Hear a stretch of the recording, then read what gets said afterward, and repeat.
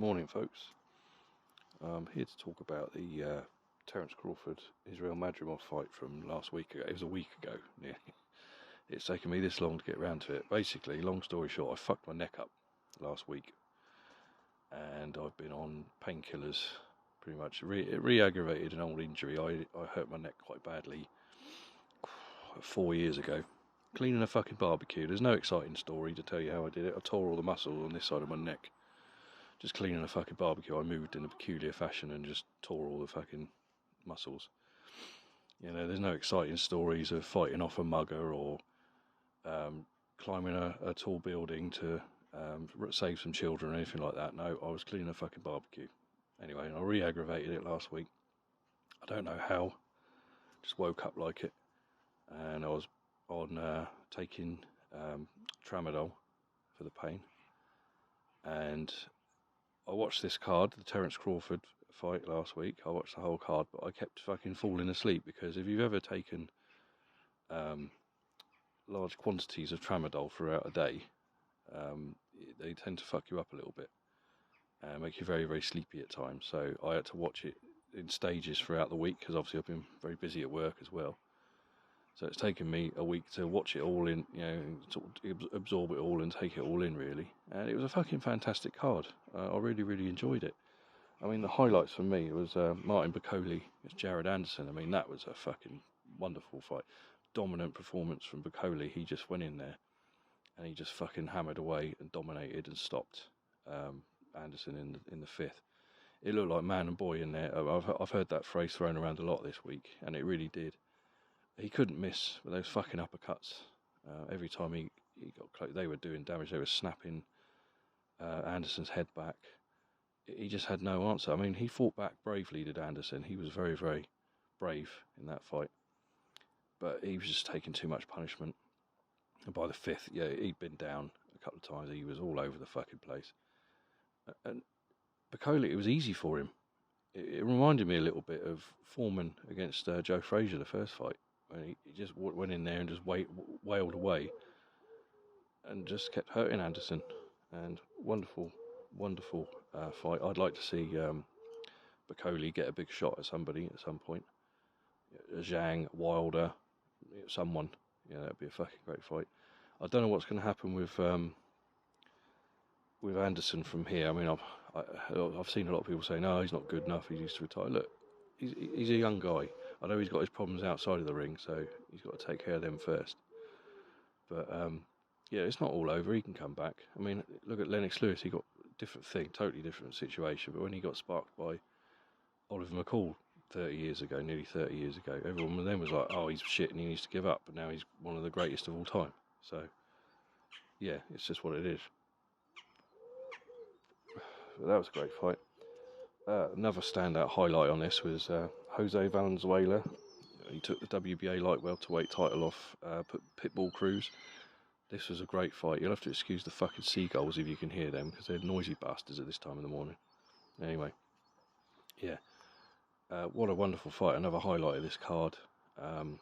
It was a split decision. I think one judge had it 115, 113 to Cruz, and the other two judges had it 116, 112 to Valenzuela.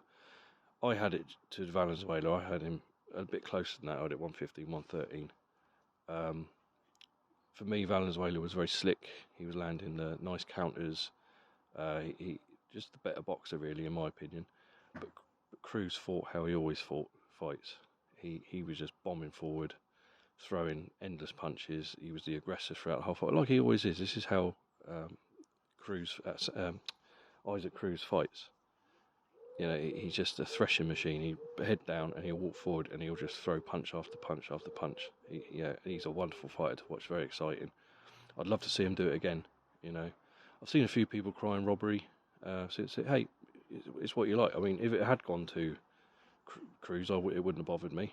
I just thought that the slicker stuff, the better counters and things were coming from Valenzuela, but you could definitely make a case, in my opinion, for Cruz winning it, because he was the aggressor throughout the whole thing. And yeah, wonderful fight, great fight. Jarrell Miller went to a draw with Andy Ruiz. I wasn't expecting much from this fight, to be honest. When I saw the state that Andy Ruiz was in, you know, he's a very talented guy, and 5 years ago, obviously, he produced one of the biggest upsets in heavyweight history when he beat Joshua, and then he's just turned into a fat slob, and he's been very inactive. And I don't know, I was expecting a bit more from him. He fought well; it was a good fight. It was a very good fight, especially early on. Ruiz was hammering away with combinations, driving the right hand over. But Miller, I thought he deserved the fight. It was a draw, like I say, it was ruled a majority draw. Two judges had it 114 apiece, 114, and the other judge had it 116, 112 to Miller. I had it 115, 113 to Miller. So again, another close one. But I thought Miller probably a little bit hard done by there.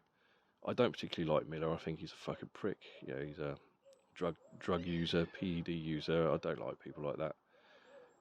And I've seen a lot of people say, "Oh yeah, they were both out of shape and they both looked awful." Yeah, they did.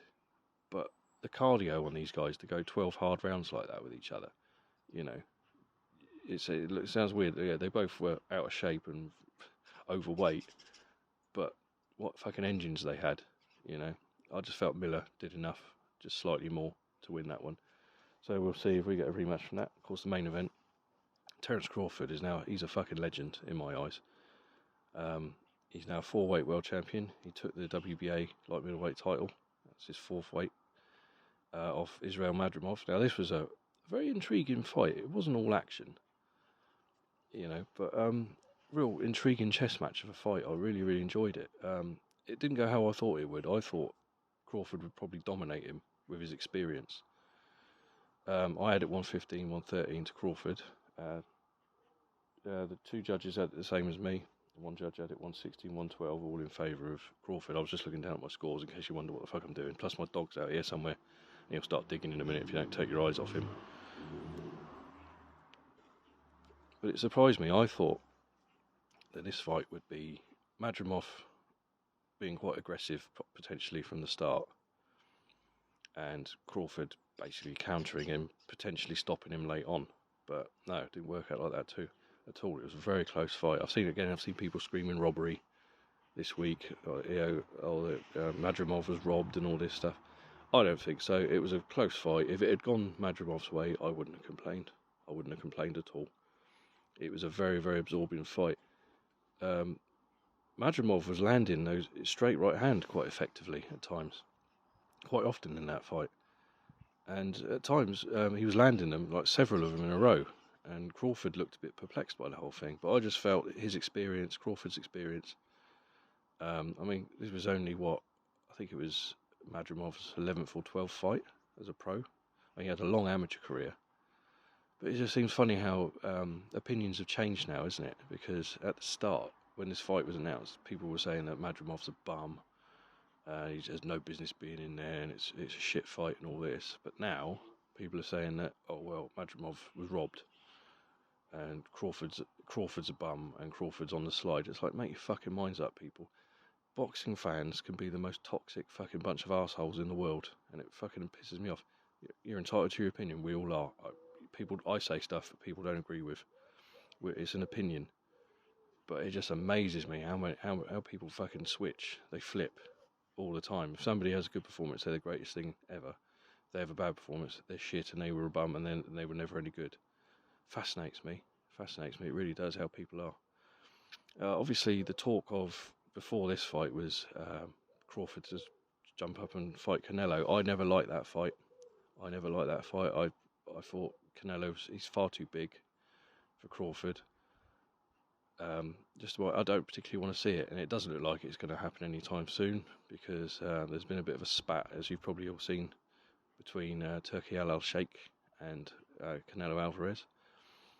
Al-Sheikh wants him to come over to the Saudi side and fight on a Saudi card, fight Crawford or whatever, although he's now flipped and said he doesn't want that fight. Yeah, it's all very bizarre. And Canelo said, well, yeah, I don't mind working with you, but we've got to do things my way. Who are you to dictate to me? And all this kind of shit. And I just thought, well, so that doesn't look like it's going to happen anytime soon. And I don't particularly want to see it, personally. A lot of people do. I don't particularly want to see it, but we'll see. So I'd like to see Crawford target the other champions at 154, be win undisputed in a third weight category, and then retire. I'd love to see that. I think that would be ultimately, if I was in charge of his career and I had a magic wand, that's what I'd want him to do. But it's up to him at the end of the day. So I apologise for the lateness of the video. My neck was pretty bad. I was off my head on painkillers, and I've been fucking busy this week. I'm going to be doing part 2 of my heavyweight championship fights of the 90s. Probably tomorrow that'll be uploaded. So I've really enjoyed researching that one. I've been watching all the fights again. You know, yeah, it was reliving my youth, because like I say, I got into boxing in 1990, and I look back fondly on the 90s heavyweight era. I mean, the whole thing was brilliant. I love boxing. I love all eras. I love the history of the sport. I love it all.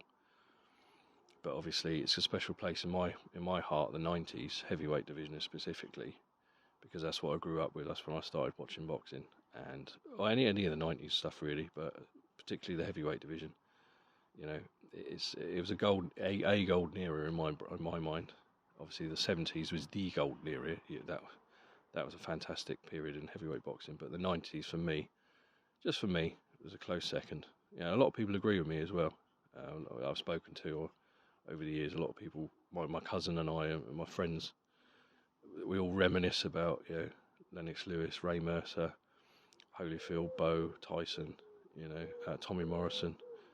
Wonderful time. Even Big George Foreman was still hanging around, and he was fantastic. Even Larry Holmes was still entertaining at the age he was in the 90s. So anyway, that's enough out of me, folks. I'll speak to you soon. Take care, and I hope you're all well.